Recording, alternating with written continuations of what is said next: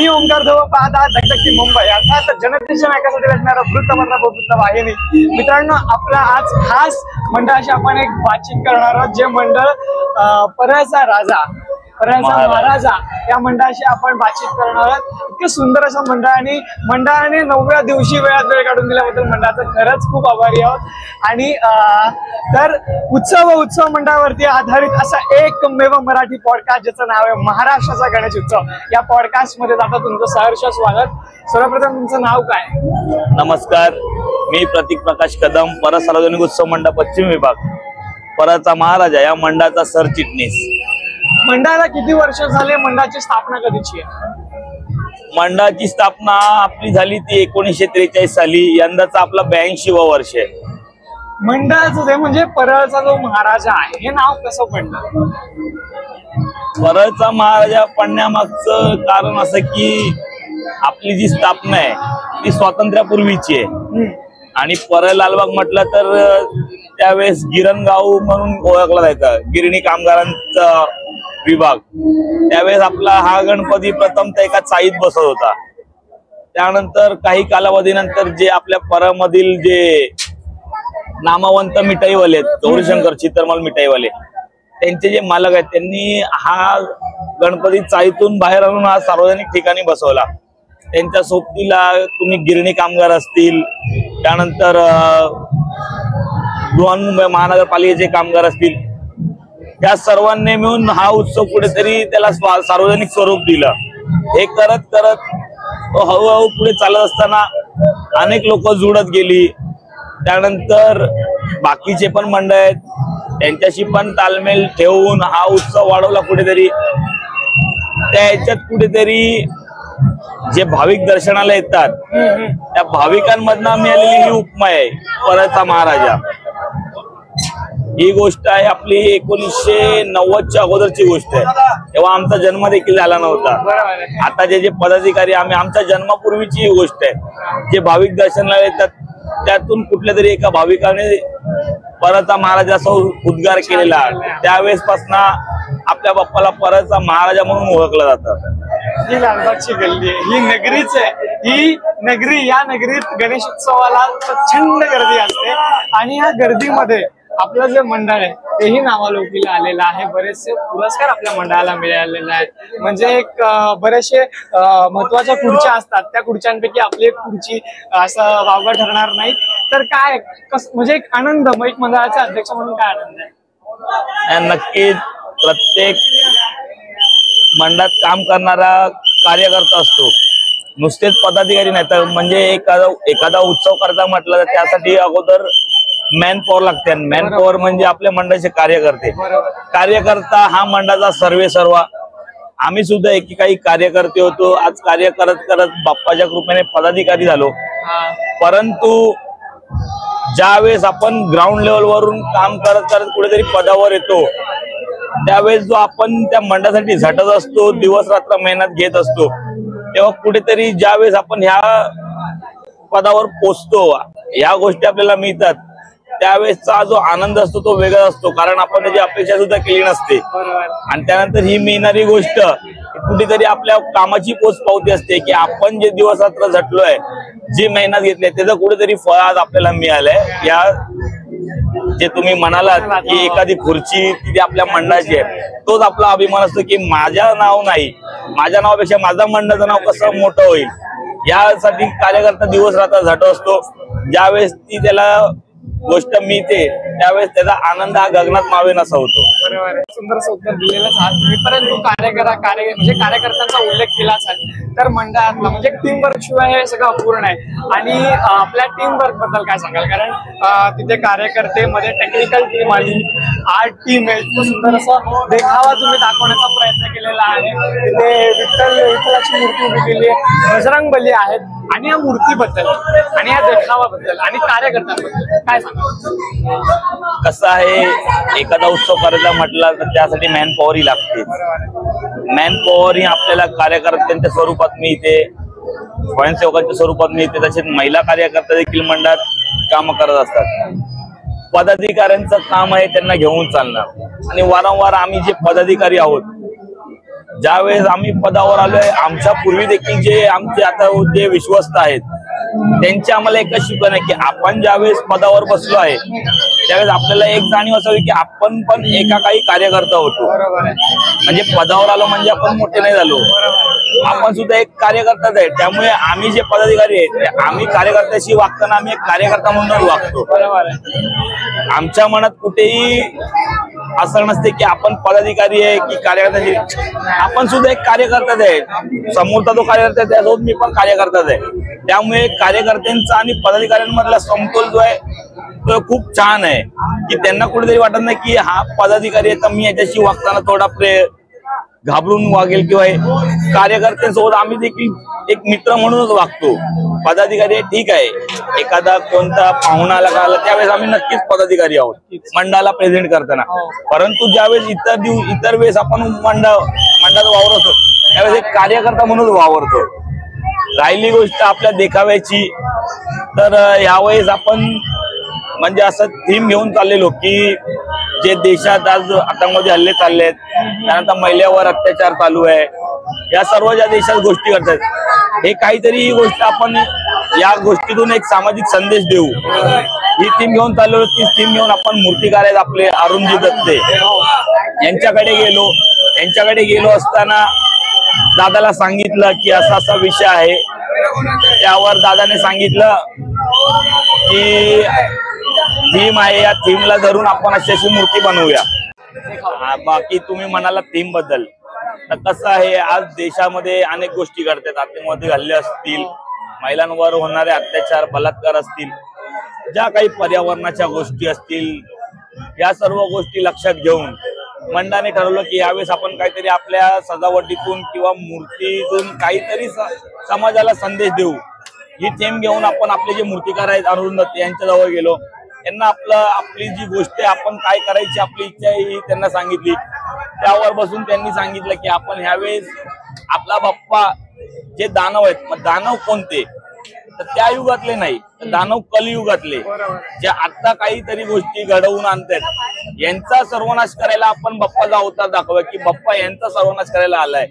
त्यामुळे आपण एका बाजूला दाखवले देव, एका बाजूला दाखवले दानव. तर देवामध्ये आज जगाची माऊली आहे, विठू माऊली ती दाखवली आहे. त्यांच्या अंगा खांद्यावर तुम्ही बघाल तर प्राणी मात्र खेळत आहेत.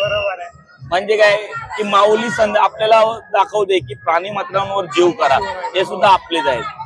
त्यांच्या बाजूला आहेत ब्रह्मदेव. ब्रह्मदेव काय ज्ञानाचं सागर, ज्ञान ब्रह्मदेवाकडनं मिळावं. त्यानंतर बाजूला प्रभू श्रीराम आहेत. प्रभू श्रीरामांनी 14 वर्ष वनवास भोगला. वनवास भोगत असताना संयम कसा पाळायचा या गोष्टी प्रभू श्रीरामांकडनं शिकायच्या. त्यानंतर जे आपले बजरंगबली आहेत हनुमान यांच्याकडनं शिकावं की एखाद्याला गरज लागते त्याचा जीव वाचवण्यासाठी आपण पर्वत सुद्धा उचलून आणू शकतो. म्हणजे एखाद्याचा जीव वाचवण्यासाठी आपण आपल्या जीवाच्या पलीकडे जाऊन काहीतरी करू शकतो. ही गोष्ट हनुमानाकडनं बजरंगबलीकडनं शिकावी. त्यानंतर आपण त्या बाजूला बघू शकतो आता पहिला दानव आहे हा कलियुगातला. तो काय करतोय आज पर्यावरणाचा नाश करतोय, झाड तोडून पर्यावरणाला त्रास देतोय. आज जंगल कुठे कमी होत चालले, म्हणजे आपण आपल्या सोयीसाठी आज कुठेतरी पर्यावरण संपवतोय. त्यानंतर त्याच्या बाजूला आहे दुसरा जो समाजात दारू गांजा या सर्व नशा करून महिलांवर अत्याचार करतो, बलात्कार करतो. त्यानंतर त्याच्या मागे आहे तिसरा दानव जो की प्राण्यांचा जीव घेतो, प्राण्यांवर अत्याचार करतो. यासारख्या कलियुगातल्या दानवांचा नाश करायला आपल्या बाप्पाने अवतार घेतलाय. असं आपण या सजावटीतून आपल्या मूर्तीतून लोकांपर्यंत समाजापर्यंत एक संदेश पोहोचवण्याचं आपलं काम करतोय. सुंदर असा देखावा इथे आपण आपल्या मंडळाच्या माध्यमातून दाखवण्याचा प्रयत्न केलेला आहे. आणि मूर्तिकाराचं नाव हे अख्ख्या महाराष्ट्राला माहितीये की अरुण दत्ते आणि पराचा महाराजा काय रिलेशन आहे.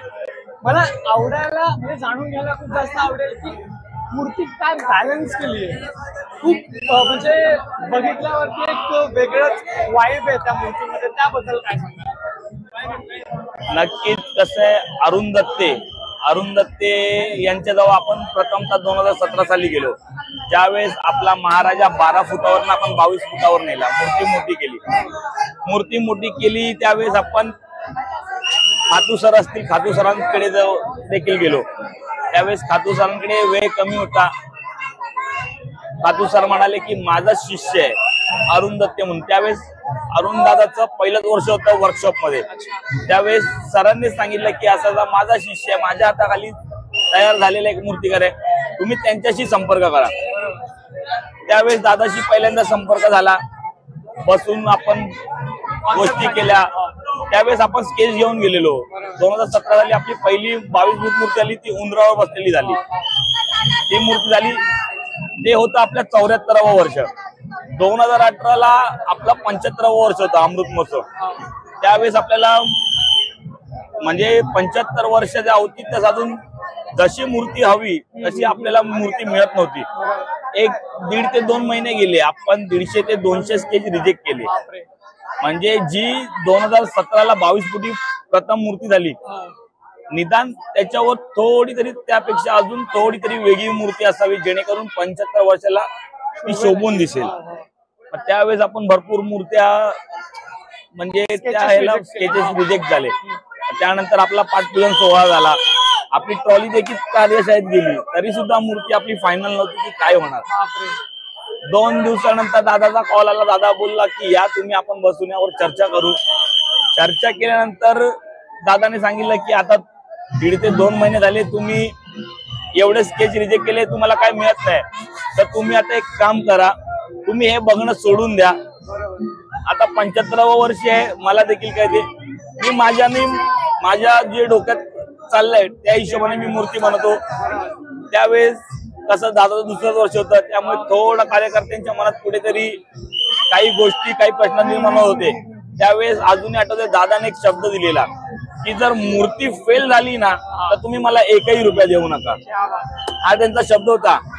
आणि तुम्ही पाहिलीच असेल 75व्या वर्षी, म्हणजे ज्यावेळेस मंडळाचं एखादं 25वं वर्ष असते, 50वं वर्ष असते, 60वं, 75वं आणि 100वी, हे जे महत्वाची वर्ष येतात ना, तेव्हा नक्कीच सर्व मंडळ एक राजा पोज मध्ये सिंहासनावर राजा बसला असा गणपती आणतात. दादा म्हणाला आपण त्यापेक्षा काहीतरी वेगळं करू, त्याला स्वरूप राजाचा देऊ, महाराजाचं देऊ, पण त्याची बैठक नसावी, तर तो एक दरबारात उतरतो असं दाखवा. त्यावेळेस दादांनी ती 22 फुटी उभी मूर्ती केली.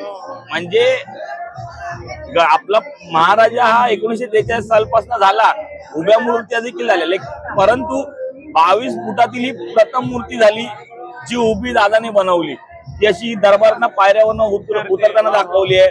उजव्या बाजूला उंदीर मामा अब्दागिरी घेऊन उभे होते, डाव्या बाजूने बाप्पा सोबत एक हत्ती उतरतोय. ही मूर्ती दादाने केली. त्यानंतर मग एक परंपरा सुरू झाली ती आजपर्यंत की स्केच बघणं हा प्रकार तिथून बंद झालाय. त्यामुळे दादा जे देईल, दादा बोलला यावेळेस हे आपल्याला करायचंय. म्हणजे दादावर एक आपला आंधळा विश्वास झालाय. दादावर आपला एक आंधळा विश्वास झालाय की दादा जे देईल ते बेस्टच देईल. त्यामुळे कार्यकर्ते देखील त्याला विचारत नाही. आणि दादा जरी स्केच दादा एवढ्या पुरती देतो की आपल्याला डेकोरेशनला थीम काय बनवायची, पण तो जो स्केच देतो ना ती मूर्ती कधी मिळत नाही. आपल्याला मूर्ती काहीतरी वेगळीच मिळते. आणि दादावर विश्वास म्हणालात तर दादा एक मंडळासाठी मूर्तीकार नाही, तर तो देखील आमच्यातला एक कार्यकर्ताच आहे.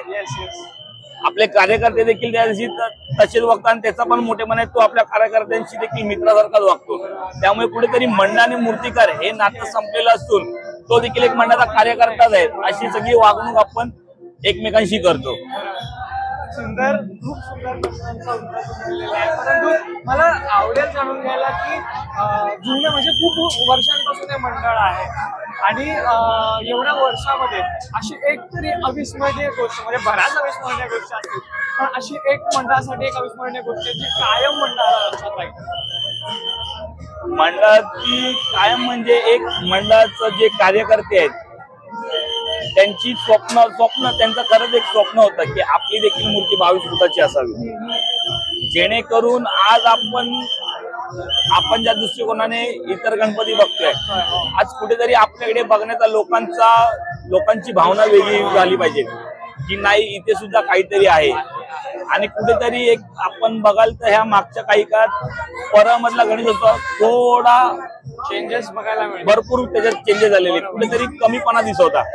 कार्यकर्त्यांचं एकच मत होतं की जो पूर्वी उत्सव होता परमध्ये तसा परत आणायचंय. ह्या गोष्टी सगळ्या लक्षात घेऊन 2017ला आपण मूर्ती मोठी केली, पण दिसायला 2017 आहे. काही लोकांना वाटत असेल की पटकन झालंय, लोकांनी डिसिजन घेतलं झालं, तर तसं नाही. या गोष्टीसाठी आहे ना आम्हाला, म्हणजे आमचं हीरक महोत्सवी वर्ष झालं 2003 साली 60वं वर्ष. तेव्हापासून हे स्वप्न सुरू होतं की मूर्ती मोठी करायची. पण कसं आहे, जे आपले विश्वस्त आहेत ते त्यांचा जो अनुभव आहे त्यांच्या याने ते लोक त्यांच्या जागेवर बरोबर होते. आताचे जे यंग मुलं आहेत, आताचं जे जनरेशन आहे ते मार्केटच्या याने चालते की आज बाहेर काय चाललंय, लोकांना आपण काय दिलं तर लोक आपल्याकडे देतील याने. तर ह्या दोघांचा ताळमेळ होण्यासाठी ना एक 14 वर्ष लागली. म्हणजे नाही म्हटलंच तरी एक प्रभू श्री रामासारखा एक आम्ही देखील एक वनवास भोगला की मूर्ती 12 फुटावर ना 22 फुटावर कशी आणायची. या गोष्टीसाठी आम्हाला 14 वर्ष लागली. 14 वर्षानंतर आम्ही 2017 साली ती मूर्ती मोठी केली. तर तो एक अविस्मरणीय म्हणजे ते होतं आपण, तो एक टर्न होता मंडळाचा की इथून एक वळण मिळालं, टर्निंग पॉईंट ठरला तो की 2017 पासून एक मंडळाला वळण मिळालं आणि तिकडनं मंडळाने वरती जाणे शिखरा गाठण्याला सुरुवात केली. आणि तिकडनं ही जी मूर्ती झाली आहे म्हणजे ही ना भूतो ना भविष्य आहे. ही कला घडली आहे, यानंतर सुद्धा घडणार, घडेल की नाही माहित नाही, पण आपल्या कारकिर्दीत घडली याचा आनंद आहे.